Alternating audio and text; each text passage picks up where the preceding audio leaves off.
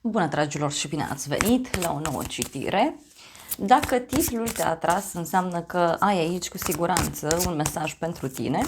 Îți mulțumesc pentru că mă urmărești, îți mulțumesc pentru că mi ești alături. Dacă vrei și tu o astfel de citire, te invit oricând cu drag doar pe aplicația de tarot și astrologie Cristina Zurba, disponibilă atât pe iPhone cât și pe Android. Cei care doriți ședințe individuale cu mine, mă găsiți tot pe aplicație, acolo vă puteți programa, dar puteți și pe site-ul meu oficial. Aveți link în primul comentariu. Și să vedem mesaje. Wow! Ești foarte hotărât, foarte hotărâtă în acest moment. La baza pachetului avem așa: 3 de cupe, spânzuratul, regina de cupe. Uite, ești într-un moment în care parcă nu mai accepti jumătăți de măsură. Eu te simt aici într-o energie bună. E un moment în care ai decis să lași deoparte toate acele activități care te secau de energie, toate acele lucruri care te făceau să te simți la pământ și ești într-o perioadă, wow, aici au fost niște dezamăgiri crunte.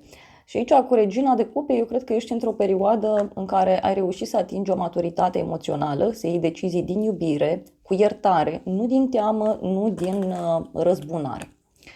O perioadă în care te simți aici foarte calm sau calmă, este o perioadă în care ai o intuiție foarte bună și e posibil, da, să te concentrezi foarte mult pe ceea ce tu simți în acest moment. Pentru tine avem 10 de monede, împăratul, o conexiune cu un berbec pentru tine. Ai un personaj care are o autoritate foarte mare pentru casa ta, pentru familia ta.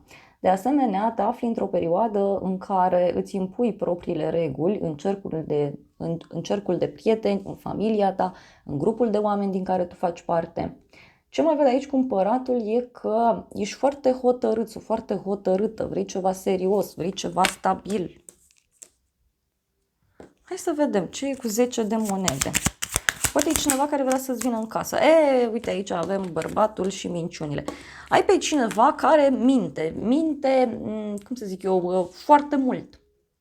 Poate e cineva care face promisiuni în legătură cu un teren, cu o casă, cu o întâlnire, cu o petrecere. Deci e un personaj aici care minte extraordinar de mult.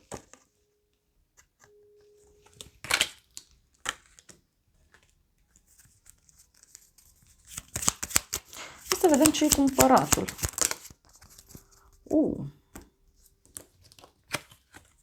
Avem casa, dorința și văduvul. Deci poate e cineva aici care se gândește la tine, se simte atras de tine. Pentru alții poate să însemne și faptul că ești într-o perioadă în care aștepți un răspuns legat de o instituție, legat de o casă sau un răspuns legat chiar de un teren ceva. Sau e ceva foarte stabil aici. Da? E un împărat care are impresia că le are pe toate.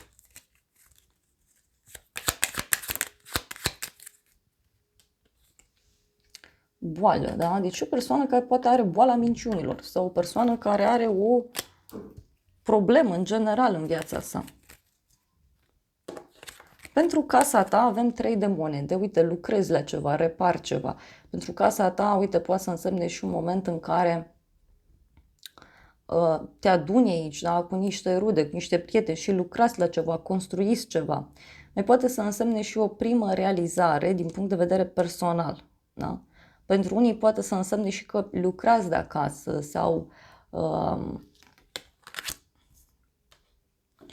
vă sfătuiți cu cineva din viața voastră. Da. Uite, avem așa, mesaje și bani puțini. Deci, posibil aici niște vești pe care le primești. Fie sunt vești legate de cumpărături, fie sunt vești care țin de o lipsă de încredere. Da? Sau e o problemă aici cuiva. Poate ești invitat sau invitată undeva într-un loc mai ascuns, într-un loc mai mic, într-un loc mai izolat.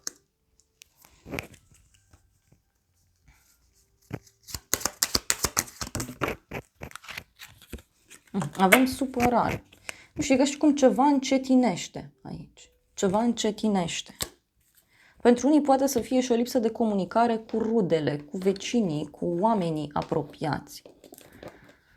În curând o veste bună, o eliberare. În curând, lumea aici să știi că vorbește despre o veste extraordinar de benefică pentru sufletul tău. Lumea reprezintă și un final karmic, o bucurie mare. Lumea poate să reprezinte aici și acel moment în care te simți împlinit, spui, uite, mi-am găsit prietenii de care am nevoie, am găsit relația de care am nevoie, dar în curând aici mai poate să fie și o discuție pe care o ai împreună cu cineva în legătură cu un succes sau în legătură cu o călătorie îndepărtată. E o închidere karmică.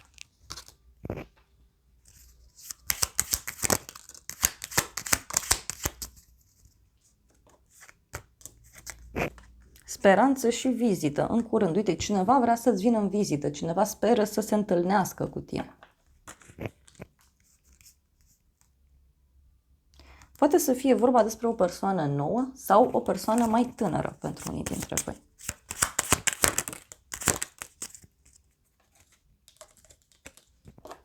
Avem dragoste și văduva. Da, uite, o femeie, da, matură, cineva care îți dă niște vorbe cu dragoste. Cineva care ține la tine. E o persoană cu sufletul deschis.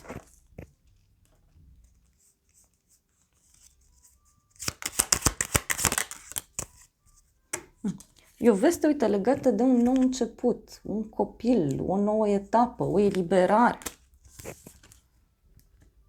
În viitor, Marea Preoteasă, o altă arcană majoră, o energie feminină, în viitor, văd aici că simți nevoia să stai mai izolat, mai tăcut, mai tăcută. Marea Preoteasă poate să reprezintă pentru tine aici și un secret pe care îl afli, dar și o perioadă în care ești mai secretos, mai secretoasă de felul tău.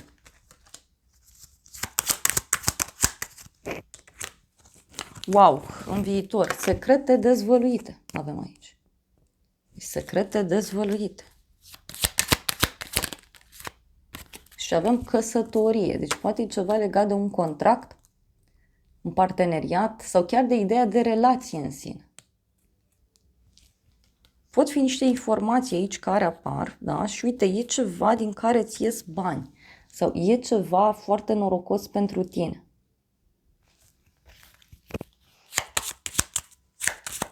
Pentru alții simt aici că e ca și cum ieșiți din anonimat. Adică e o persoană geloasă, cineva care intuiește un anumit lucru și e posibil să te duci direct la sursă cu toată situația asta. Și uite, avem aici o femeie importantă pentru un bărbat. Da? Femeia asta îți spune lucrurile astea sau femeia asta reacționează în așa mod. Ce nu știi tu, faetonul, o conexiune cu Zodia Rac, dar tu nu știi aici despre o victorie pe care cineva o are. Despre faptul că o persoană aici face un drum undeva. Sau persoana asta face niște drumuri. Poate să fie și ceva legat de o persoană care cumva este imparțială. E o persoană care se concentrează atât pe emoție cât și pe rațiune. Faetonul ăsta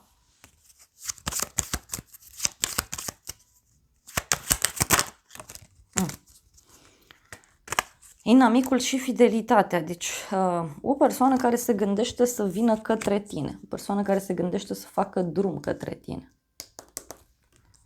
E o persoană fidelă, da? Poate să fie și cineva care e între două lumi. Pe de o parte ți este ca un inamic, pe de altă parte ți este un prieten sincer. Hai să vedem, ce nu știi tu?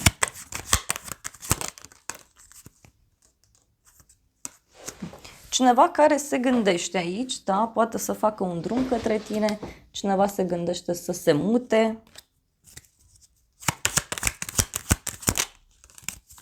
Și avem și o pierdere, da? Cineva se gândește că pierde teren. Poate e cineva din jurul tău care are probleme, fie cu o mașină, fie cu o călătorie, fie cineva se gândește că pierde ceva dacă face acest drum.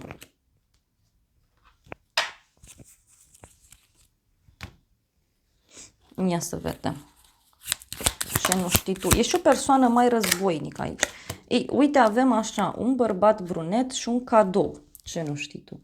Deci poate e cineva care vrea să-ți ofere un cadou, cineva care vrea să se apropie mai mult de tine.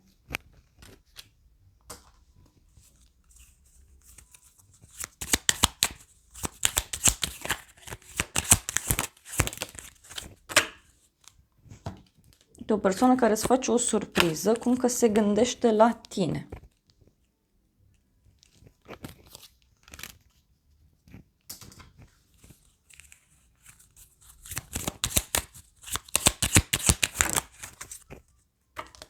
Avem o excursie.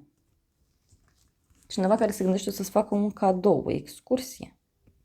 Sau cineva care face niște drumuri aici și mai avem o femeie cu părul deschis la culoare, o femeie care riscă mult și cineva care are o problemă, fie în dragoste, fie în general pe partea de relații, de colaborări.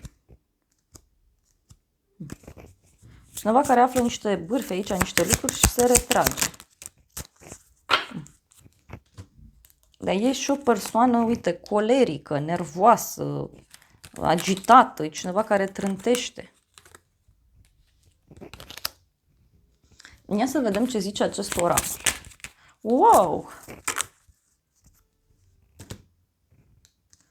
Avem cadouri și imagine. Și cineva care îți pregătește un cadou, o surpriză.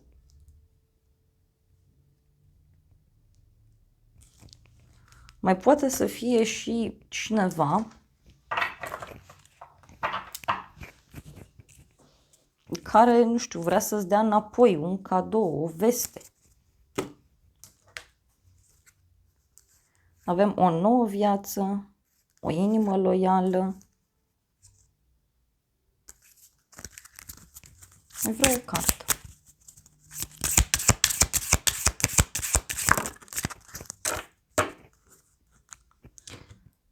Cineva care se gândește că e o poveste aici care nu se termină niciodată.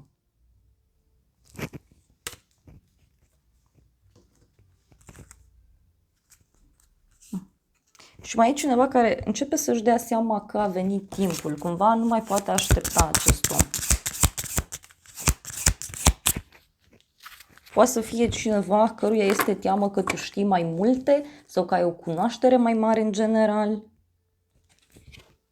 Da? E o poveste aici neterminată.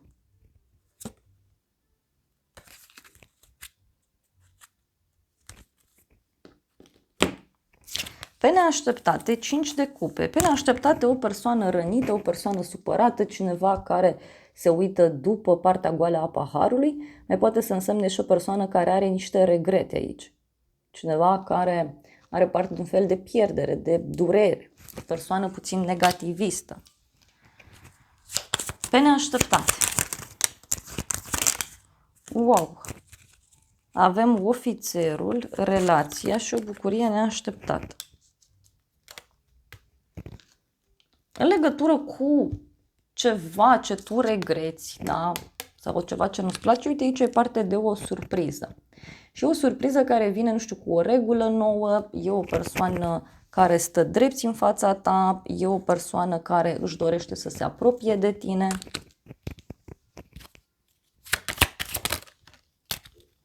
Și uite, avem aici o ceartă, da? Care ține de noroc sau care ține de bani. Ia să vedem. Cuiva îi pare rău. Și avem o femeie brunetă, o capcană și o discuție în contradictoriu. Pe neașteptate. Poate e o persoană aici care îți spune că a fost trasă pe sfoară, că a fost mințită, furată, trădată.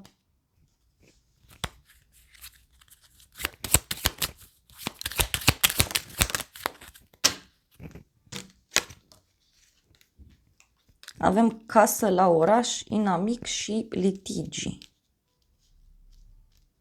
Pe neașteptate.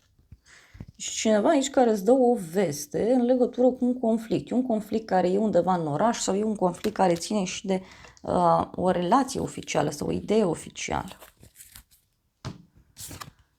Ce o să te mire? Cavalerul de cupe. Cineva care vine către tine cu invitație la dragoste sau cunoști pe cineva nou pentru alții dintre voi. O veste bună care apare legată de un proiect, legată de ceva important. Ce o să te mire?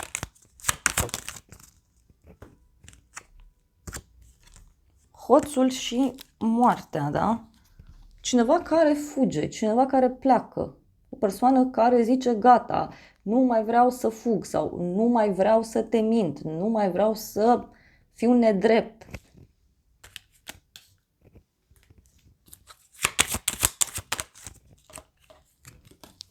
Poate să fie și că afli de o persoană că e nedreaptă sau că a făcut ceva.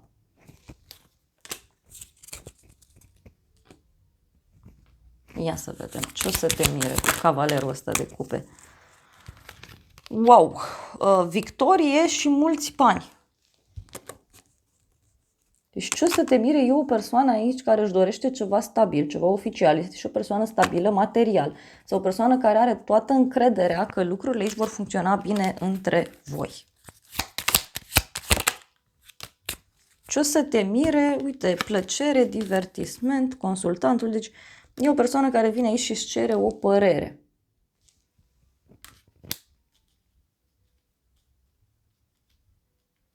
Îți cere o părere.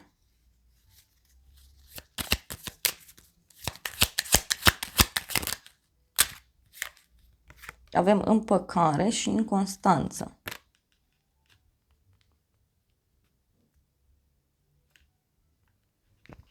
Ești o persoană care acum vrea, acum nu vrea, poate să fie și cineva care vrea să se întoarcă în viața ta. Poate să fie și asta.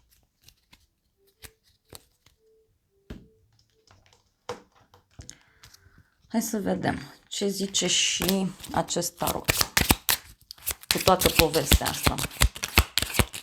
Da, deci e o situație aici încurcată, văd eu. Da, e o situație încurcată. Ceva legat fie de o energie feminină, fie e ceva ce tu simți că nu e în regulă și că și cum cauți dovezile, cauți ceva. Și apoi avem norocul și florile. Și uite, aici tu ai un noroc foarte mare. Dar poate să fie într-un moment în care te simți supărat, supărată, trist, tristă, fără speranțe.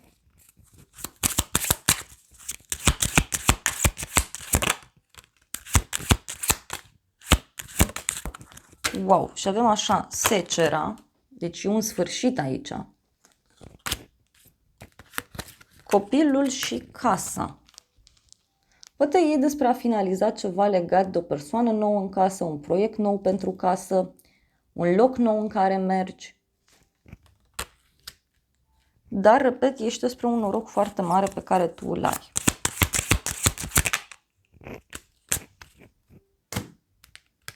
Avem barza și scrisoarea. Poate e o veste legată de o călătorie, legată de o mutare, o schimbare, o avansare.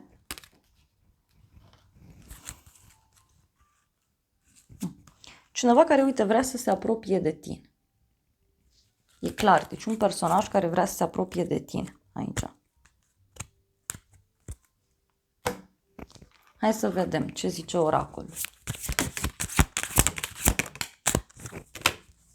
Avem așa o casă, proprietate, strălucire și o relație din altă viață. Poate să fie, așa cum am zis, fie e vorba de o iubire karmică aici care apare, fie pentru unii e vorba de o întâlnire cu cineva de prin trecut. O fostă iubire se reactivează. Posibil și asta.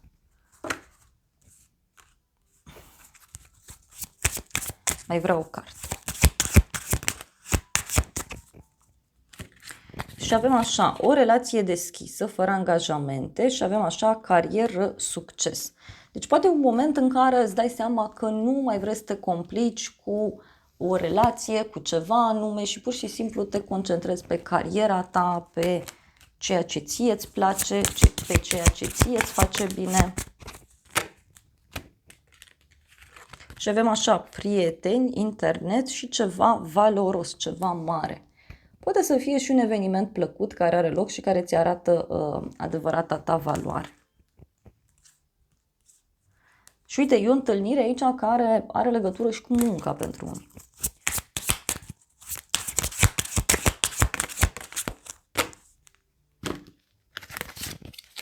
Suflet pereche, conexiune și distanță lungă. Da? Deci poate e cineva de la drum sau poate are legătură cu un proiect pe termen lung sau cu o relație pe termen lung. Poate să fie și o călătorie pe care vrei să o faci împreună cu persoana aceasta. Sau poate să fie și un moment în care îți dai seama că tu meriți mult mai mult de atât. Un ultim mesaj iau din oracolul iubirii. Să vedem un mesaj. Wow, au ieșit multe cărți. Clarificăm imediat situația. Un apel de dragoste, cineva care își exprimă iubirea, cineva care se gândește la tine și te lasă să știi.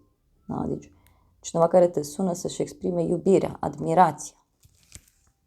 Sau cineva care primește un astfel de mesaj, pentru că avem cineva care își asumă un risc, e o persoană foarte strategică, cineva care are opțiuni, da? E o persoană ascunsă.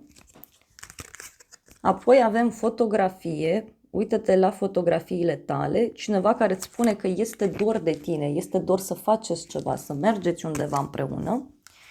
Iar apoi avem discuție între fete, a vorbi cu prietenii, a te mișca mai departe, a fi fericit singur, a trăi momentul, a te distra. Și apoi avem suflet pereche. Ei, poate să fie, nu știu, o întâlnire pe care o ai cu o prietenă, cu cineva și acolo poate să apară o persoană nouă.